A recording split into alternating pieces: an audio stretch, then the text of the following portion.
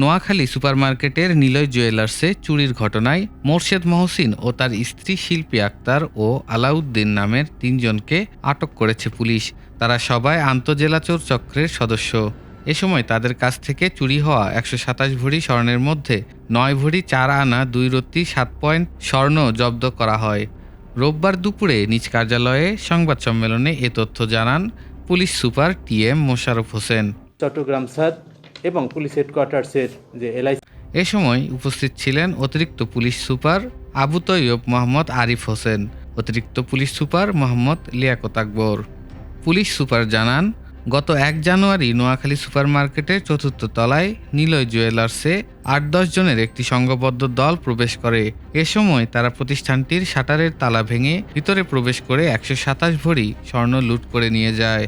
পরে এ ঘটনায় ক্ষতিগ্রস্ত ব্যবসায়ী সুধারাম মডেল থানায় মামলা দায়ের করে।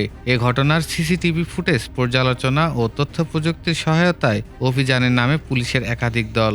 অভিযানের অংশ হিসাবে গোপন সংবাদের ভিত্তিতে কুমিল্লার মুরাদনগর ভাংরাপাকা সড়কে অভিযান পরিচালনা চালিয়ে মোর্শেদ মহসিন ও তার স্ত্রী শিল্পী আক্তার এবং আলাউদ্দিনকে আটক করা হয়। পরে তাদের দেওয়া তথ্যের ভিত্তিতে চট্টগ্রামের হাটহাজারী থানাধীন বড় দিঘিরপাড় এলাকার ভাড়া বাসায় তল্লাশি করে চোরাইকৃত ৯ ভরি ৪ আনা ২ রত্তি ৭ পয়েন্ট স্বর্ণালংকার উদ্ধার করা হয়। প্রাথমিক তদন্তে গ্রেপ্তারকৃত আসামিরা ঘটনায় জড়িত মর্মে সাক্ষ্য প্রমাণ পাওয়া যায়। মামলার তদন্ত অব্যাহত আছে। আসামিরা আদালতে নিজেদের দোষ স্বীকার করে ১৬৪ ধারায় জবানবন্দি প্রদান করেছেন।